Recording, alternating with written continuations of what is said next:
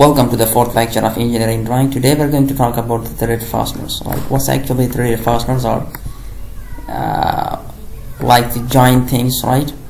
Having external threads, right, or internal threads. When it comes to external threads, probably things comes in mind are bolts and screws, right? But when we talk about the screws, we have no nut with that. But when it comes to nut and bolt, so you must probably know, we have the male and female sections in this case, right?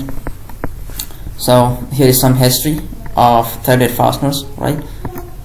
And now we have the thread terms, right? Actually these are the external V-shaped threads, and we have the thread angle, we have the pitch, adjacent thread distance, actually we can call that as a pitch, we have the root, we have the crests and troughs, we have the minor diameter, we have the major diameter, and actually if you subtract the major from minor diameter, we can call that as a depth of the thread, right? We can have the internal threads like in case of the nut, okay? We can have on the basis of the structure, right?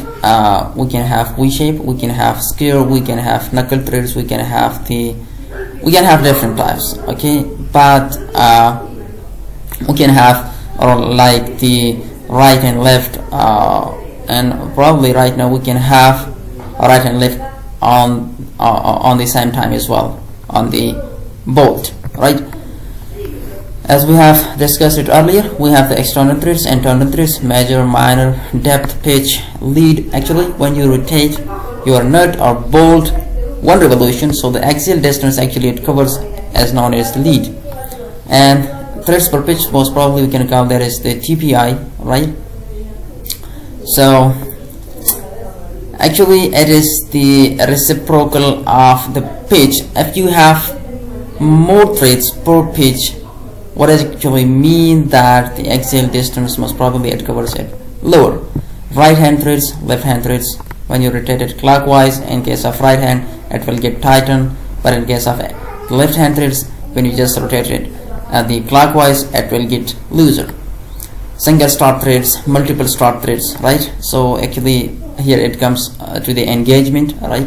So when you just rotate your bolt or nut, and actually the single threads comes in action to the engagement, actually you can call that single threads. If multiple comes in engagement with the first revolution, then we can call that as a multiple start thread. You can have, here is the structure, right? We can have the single start, double start, triple start. You can have, actually look at the section, look at the structure, look at the position, right? So this is how.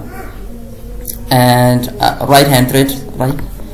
Simply I will give an example of the nut and bolt, right?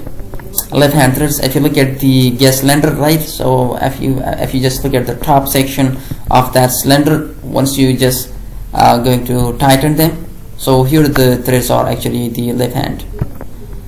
And threaded forms, actually when it comes to the structure, we can have the V type and square type, depends on where you actually interested. Okay, so when it comes to load, we are going to just use the square threads. But when it comes to just tighten things permanently, most probably to me, right? So then we go to the V-shaped threads, right? It's stronger in structure, but most probably these are I can say a bit of the permanent joints as well, right? But when it comes to the load sections, okay, so then we must probably, as you look at the milling machine, just lift it up, and so that time you can have square threads over there. You can have the British Association thread, or what's actually we call as BAT, and you can have the angle, we can have the standard threads, we can have the American national threads, we can have the Acme threads, unified threads here. Acme most probably it have a 49-degree angle and between the threads. We can have the buttress thread, we can have like it's just like the teeth of the saw, with that we're actually cutting out. We can have the knuckle threads. You can let me just take an example of the Pepsi bottle, right? So when you just imagine that we can have the knuckle threads over here. It's actually circular in section. So we can have some of the threads representation. How can we imagine, like, in drawing sections, okay, that threads exist over here? So if something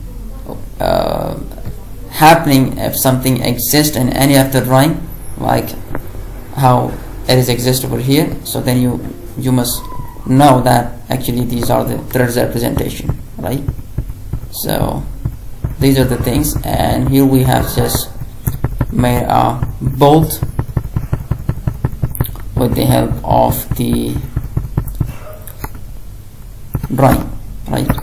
So thank you, see you in next lecture.